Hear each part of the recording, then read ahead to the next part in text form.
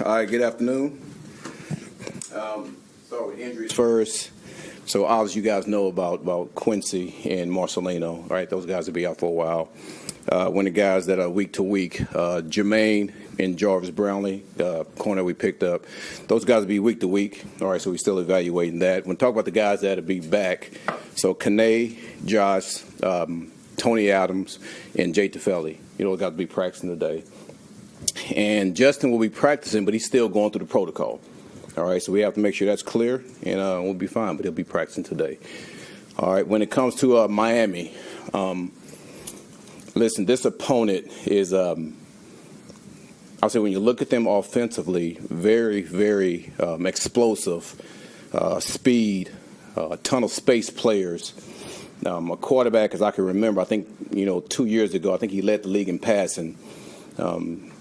Man, you have a running back that can get it and go at any given time. I've always said the same thing about these receivers. So we have to be on top of our game when it comes to how those guys operate on offense. When it comes to their defense, they have a couple of players that are very prideful players.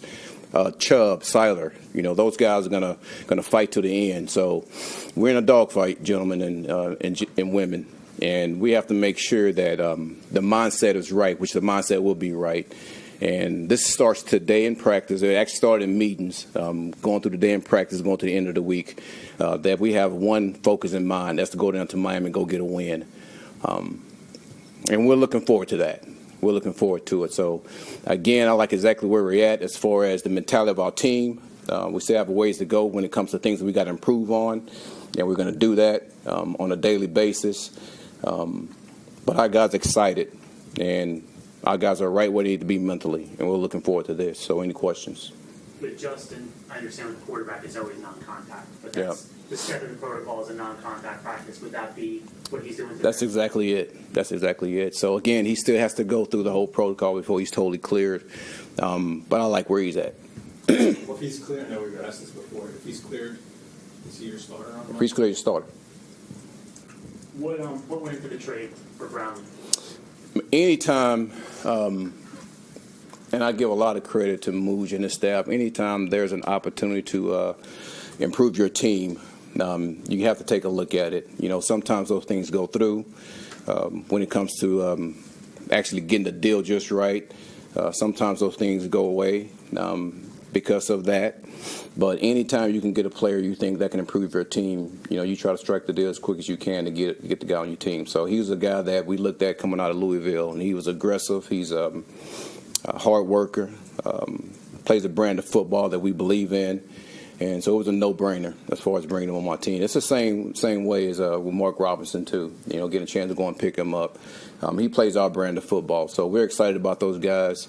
Ben Nemo was the guy that was with me in Detroit, so I know exactly what he brings to the table. So all three of those guys we're excited to have. And we're going to get those guys implemented to what we're doing, and they're going to help us win.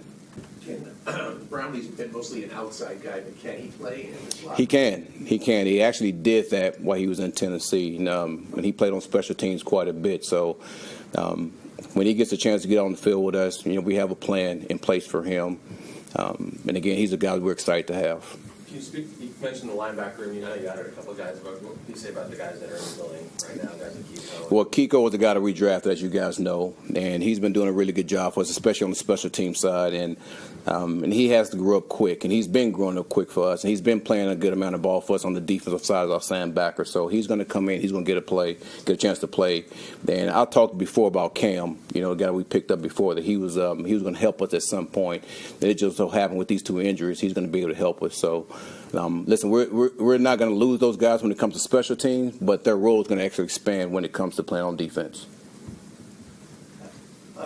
You are well versed in the Jets-Dolphins rivalry, going back like 3 decades. Yep. And you played in 2 of the iconic games, Yep. the Monday Nighter, of course, and then the fake spike. Can you Yep. just share your recollections of each of those, particularly the fake spike because you were directly involved? Well, you have to remember this. I'm a corner, so I forget a lot.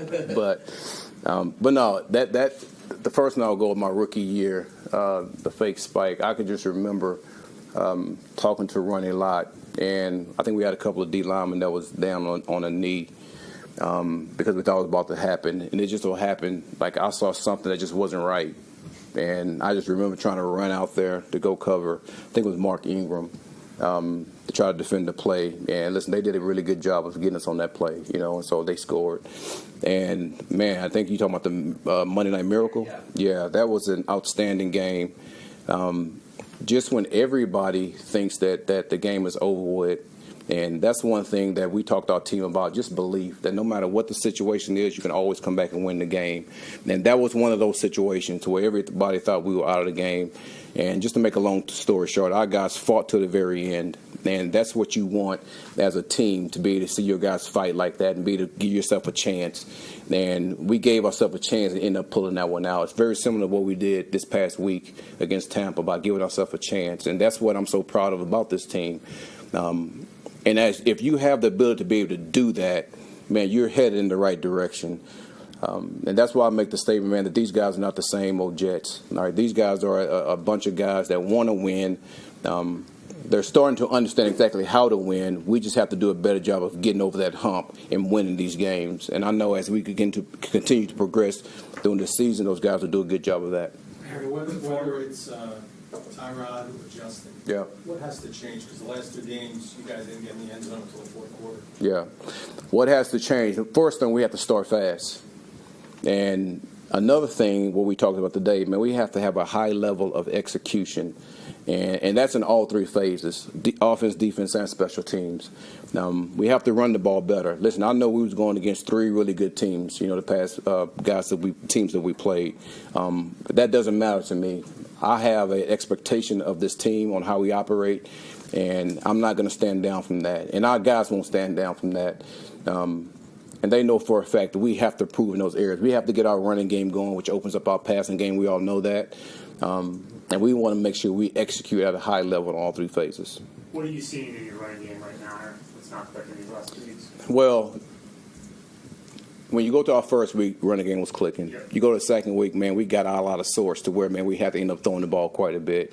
Go this week, we play against probably one of the best run defenses in the league. So I don't want to sit here and say that our run game doesn't work at all. So I don't believe in that at all. It's just the fact of what happened within those games that made us have to do something different. So listen, every team has a hard time running against Tampa, but we're not getting away from who we think we are as far as a team.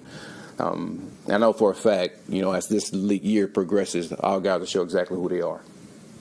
Garrett Wilson's target has a very high target share. Yep. Really, really one of the highest in the league. I guess that could be a good thing because he's such a good player. Yep. Or it could be a bad thing because you want to try to spread the ball around. Yep. How do you look at it as a coach? Does it need to be more balanced, or is that okay? Well, the fact of the matter is we try to make sure we spread the ball around, but when you have a player of that caliber, you try to get the ball in his hands as much as possible. We've talked about that since, the beginning of the training camp, that was always a plan.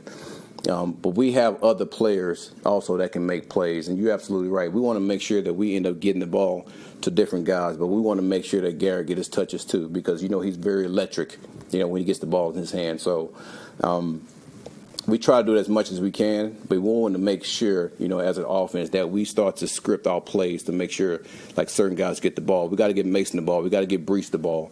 Those guys are good playmakers for us, and we're doing everything we can to make sure we do that. Couple more. What did Azaria got his most extensive time when Sauce went out the other day? Say that one more time. Azaria Thomas, he played like 10 snaps, I think. Yeah. What did you see from him? Well, it was a really small sample, Yeah. but when it comes to watching him in practice, nothing changed what I thought of him coming out of the draft. He's a big corner. He does a really good job in press coverage. He can run. He has game speed. When he runs a 40, it's not the speed that everybody wants, but he has game speed, which is 2 different types of speed, and that's what I look for more than anything. So anytime he gets a chance to play in the game, it's only going to help us, because he's going to help us quite a bit at some point. You mentioned Mason.